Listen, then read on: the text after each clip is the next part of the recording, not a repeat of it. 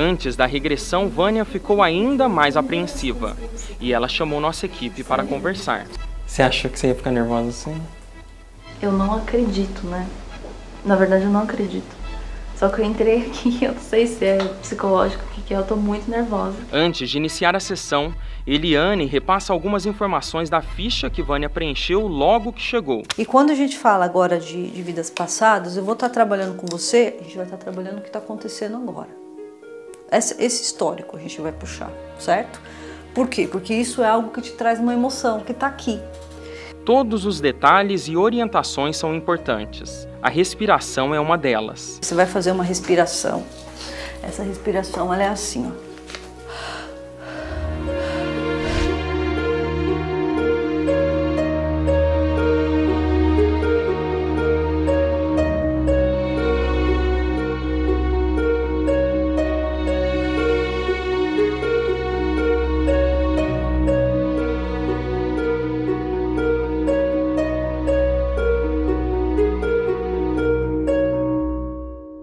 Cada religião chama esse estado superior de consciência de um nome diferente. O hinduísmo chama de samadhi, o budismo ele chama de nirvana, enquanto o cristão chama de união com o Pai, por exemplo, ou o estado do amor divino, como São João da Cruz chamava. Mas cada um deles está falando sobre a mesma coisa, esse estado espiritual místico de consciência que é possível a cada um de nós alcançar. E uma vez que a pessoa alcança esse estado, ela vai entrar num nível de consciência que ela não mais necessita reencarnar em corpo humano. O paradigma que nós vivenciamos, principalmente baseado no corpo físico, onde ele tem começo, meio e fim, não funciona para o espírito. Então o espírito tem um começo que ele não conhece e não tem fim, né? Então, para onde nós vamos? Nós não temos parâmetros para pensar essas questões. Essa nossa essência, chamada espírito, tem uma idade que pode ter a origem que teve o nosso planeta quando surgiu do grande desenvolvimento planetário. André Luiz, num dos seus livros, Evolução em Dois Mundos, ele vai falar que nós demoramos 1,5 bilhão de anos para chegar à idade da razão. E com a conquista da razão, até os nossos dias, foram 200 milhões de anos de desenvolvimento psicológico. E ele fala que isso é muito pouco em termos de evolução. Então dá para ter uma ideia que provavelmente nós temos em torno de 2 a 3 bilhões de idade. Não é difícil encontrar relatos de crianças que dizem se lembrar da sua vida anterior. Algumas dessas histórias viraram até alvo de estudos para tentar confirmar a reencarnação. O cientista e professor de psiquiatria canadense Ian Stevenson foi um dos mais importantes pesquisadores das sucessivas vidas. Em seu livro 20 Casos Sugestivos de Reencarnação, ele apresenta relatos de crianças de até 10 anos que dizem se lembrar de suas vidas anteriores. Ele viajou pelo mundo todo para checar os relatos de seus entrevistados e deparou-se com pelo menos 90% de informações compatíveis, mesmo quando elas eram bem específicas, como nomes, endereços, acontecimentos e descrições de familiares. Como fala Allan Kardec, quando o espírito está semidesprendido do corpo, ele tem a dupla vista, ele toma contato com a vida espiritual, como pode lembrar de cenas da vida passada, como pode ver amigos imaginários, que são, na verdade, espíritos, crianças que estão ali com ele, por conta de ainda não ter solidificado a sua ligação com o corpo físico. É fundamental que a gente observe os dados fenomenológicos, quer dizer, o que acontece na maioria das vezes.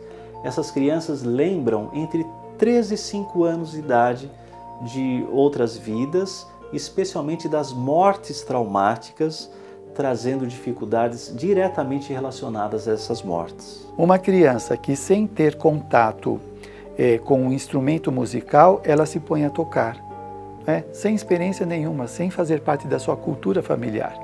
Então mostra que ela já tinha essa aptidão da vida passada. Neste ano, a microcefalia ficou mais recorrente nos noticiários. Esta é uma doença que está atingindo muitos recém-nascidos. O Zika vírus tem sido apontado como o principal causador desse surto. Mas será que isto tem alguma relação com a reencarnação?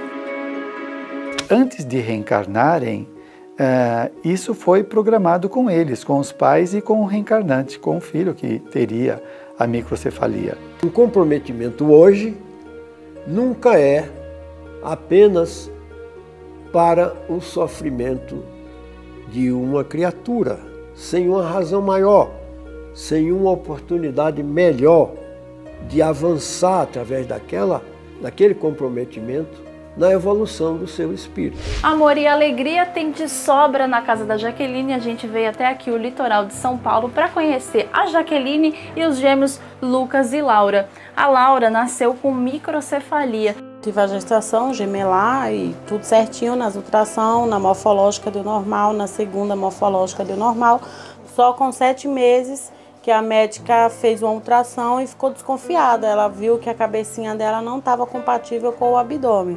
E aí resolveram me internar e aí no outro dia fizeram outra ultrassom e chegaram à conclusão que ela tinha microcefalia. Jaqueline nunca tinha ouvido falar do Zika vírus, mas garante que no início da gestação teve alguns sintomas. Eu tive coceira nos braços, na mão, fiquei mal, tive febre, ainda cheguei na policlínica, mas aí falaram para mim na maternidade para fazer um exame. E aí eu não fui, eu voltei para casa, fiquei o dia todo mal, né?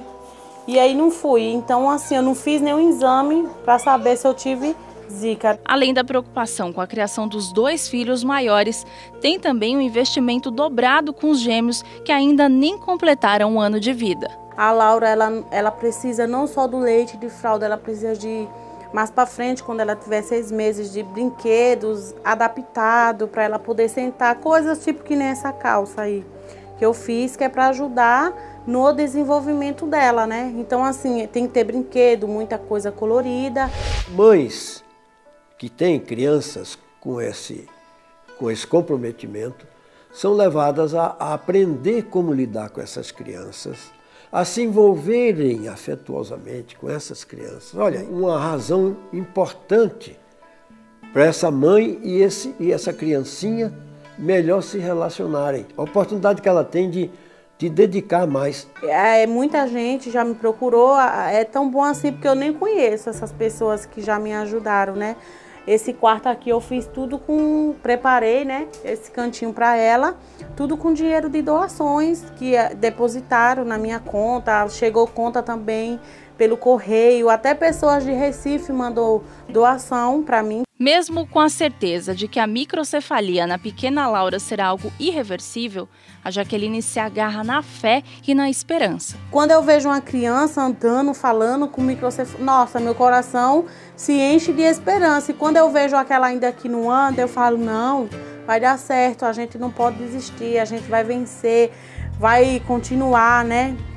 A vida segue em frente. Planejamento reencarnatório, isso tudo é feito no sentido de que a próxima existência a gente possa dar ou alguns passos na nossa evolução, na melhoria de nós mesmos, na nossa forma de ser, de entender. Existe esse departamento de programação reencarnatória na vida espiritual, onde os benfeitores espirituais vão estudar todas as condições necessárias para o êxito da reencarnação. Sempre a gente retorna com ligações reencarnatórias, familiares, muito fortes. É muito difícil, por exemplo, a gente vir a reencarnar numa cultura totalmente diferente. Não adianta eu fazer escolhas, fazer um projeto que eu não consiga trabalhar em cima desse projeto, que eu não tenha capacidade de administrar, de ter paciência, de ter resistência moral, de levar avante aquele projeto. E no próximo bloco, será que a Vânia se recordou da sua vida anterior? Estou sentindo a minha mão. Sim, porque a mão também está presa. E ainda, poderíamos reencarnar em outros planetas? A gente já volta.